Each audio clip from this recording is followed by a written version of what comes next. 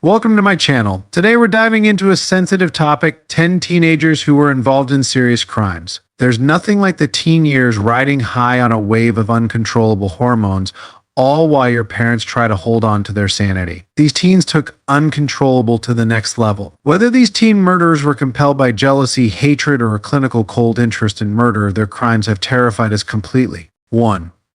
Brenda Ann Spencer. Although many of us don't enjoy the start of the work week, Brenda Ann Spencer had a really bad case of the Monday blues. In 1979, Spencer was convicted of the Cleveland Elementary School shooting. That morning, Spencer shot the principal, a custodian, a police officer, and 8 children as they were entering the school. The shootings were committed from Spencer's home just across the street from the targeted school. At just 16 years old, Spencer was charged as an adult and pleaded guilty to 2 counts of murder and assault with a deadly weapon. Ultimately, she was sentenced to 25 years to life in prison, where she remains to this day. When a reporter asked Spencer why she did it, she simply answered, "I don't like Mondays. This livens up the day." 2. Lionel Tate. On July 1999, Lionel Tate was left alone with 6-year-old Tiffany Eunick when she became unresponsive. Eunick was being babysat by Tate's mother, Kathleen Grossa Tate, who left the children playing downstairs. After Tate's mother told them to quiet down, Tate went to his mother 45 minutes later to tell her that Eunick was no longer breathing. He stated that Eunick hit her head on the table as the result of their wrestling. Eventually, Tate was convicted of killing Eunick by forcibly stomping on her and lacerating her liver. At just 13, he became the youngest American citizen to be sentenced to life in prison. Later, his sentence was overturned on grounds that life imprisonment was too harsh a sentence for someone so young, and because Tate's mental competency had not been fully assessed before trial. Eventually released to house arrest, Tate has been in and out of prison since beginning probation. 3. Barry Locaides.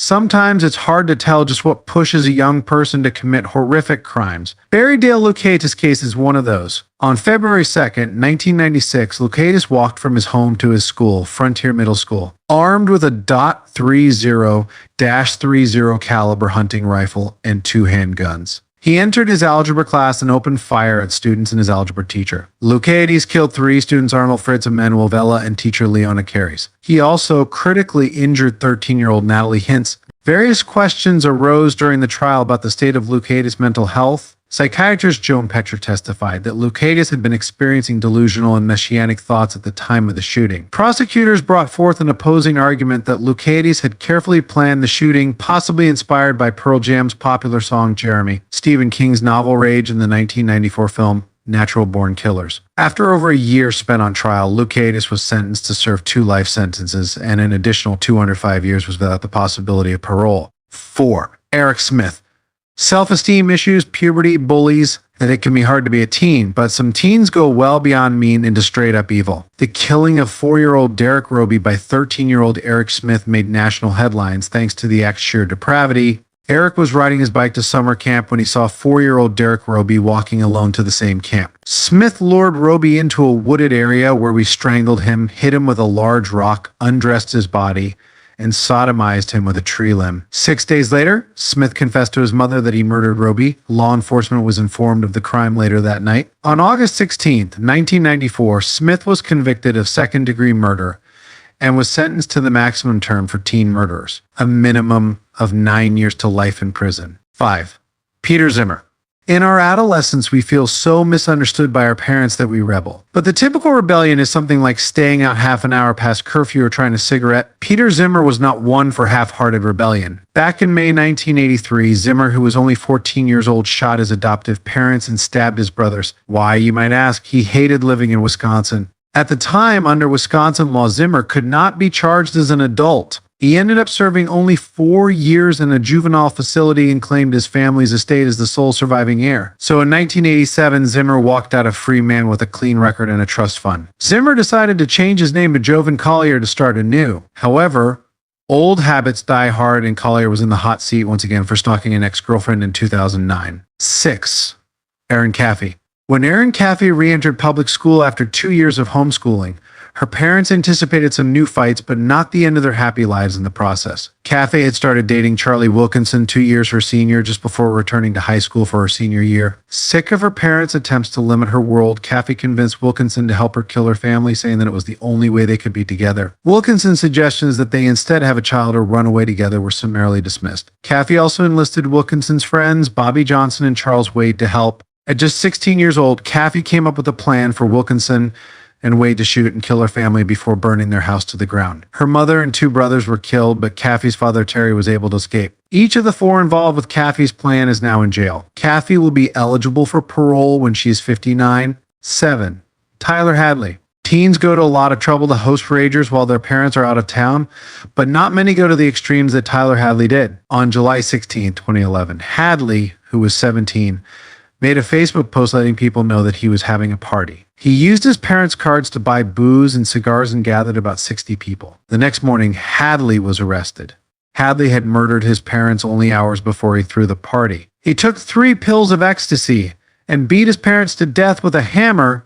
He spent 3 hours cleaning up the blood and hid their bodies in the master bedroom. That night, Hadley told his friend Michael Meinl that he beat his parents and even showed him the bedroom and the blood. Hadley told multiple people at the party about his crime, at least 2 of whom then reported his crimes to the police. Ultimately, Hadley was sentenced to life imprisonment without parole. 8. Nehemiah Grigo. After a gruesome shooting, police found 5 people dead inside a house in South Valley, New Mexico. A .22 caliber rifle was used to shoot a woman and 3 children, while an AR-15 was used on an adult male when he arrived home. The attack was classified as a familicide. Who committed such a heinous crime? None other than the oldest son, Nehemiah Grigo. In a statement to the police, Grigo, minus 15, at the time stated that he obtained the guns from his parents' closet. Grigo had been dealing with suicidal and homicidal thoughts and intended to drive off and use the guns to kill others, ideally dying in a gun battle with the police. On October 2015, Grigo pleaded guilty to 2 counts of second-degree murder and 3 counts of child abuse. Since Grigo was sentenced as a minor, he is eligible to be released in late 2018. His remaining family hopes to help him access mental health care upon his release. 9. Kim Edwards Lucas Markham. This pair remains known as Britain's youngest double killers. The 14-year-olds had been dating for 10 months when they decided to murder Elizabeth, 49, and Katie Edwards, 13, Kim's mother and sister. Edwards and Markham were drawn to each other by shared suicidal ideation. Edwards resented the close relationship between her mother and sister. Soon, the couple convinced each other that the solution to Edwards' feeling of exclusion was to murder them. The couple worked together to plan and execute the murders at Kim's house. Kim planned the callous killings while Markham used a kitchen knife to stab both victims in the neck for a total of 10 times as they slept. After the murders were executed, the couple remained in the house after the killings where they had sex, shared a bath, and watched Twilight, meriting them their unforgettable nickname, the Twilight Killers. Having initially been reported missing to the police, the couple was found and arrested at the Edwards home 36 hours after the killings. The couple were sentenced to life in prison. 10. Rachel Wade. There's nothing like young love, the butterflies in the pit of your stomach or the anticipation of a first kiss. It's all nice and dandy ... until someone gets hurt. First love is so sweet until a heart gets broken. When Rachel Wade fell in love with Joshua Camacho, the stars seemed to align. The two had been childhood friends and Wade was head over heels, but Camacho was less invested.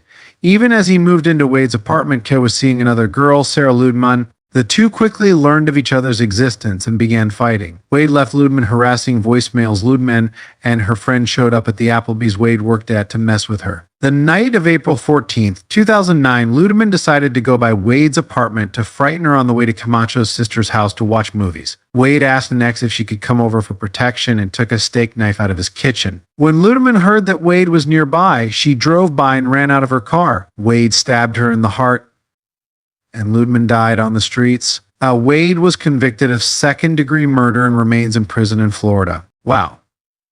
That was a heavy dive into the stories of these 10 teenagers and the gruesome crimes they committed. It's a stark reminder of how complex and sometimes troubling youth can be. While these cases are shocking, they also prompt us to think about the factors that lead to such extreme actions: family dynamics, mental health, societal pressures, and more. If you found this video thought-provoking, don't forget to give it a thumbs up and subscribe for more deep dives into real-life stories. I'd love to hear your thoughts in the comments below. What do you think contributed to these behaviors? Let's start a conversation. And remember, understanding these issues is key to prevention and support for at-risk youth. Until next time, take care of yourselves and each other. See you in the next video.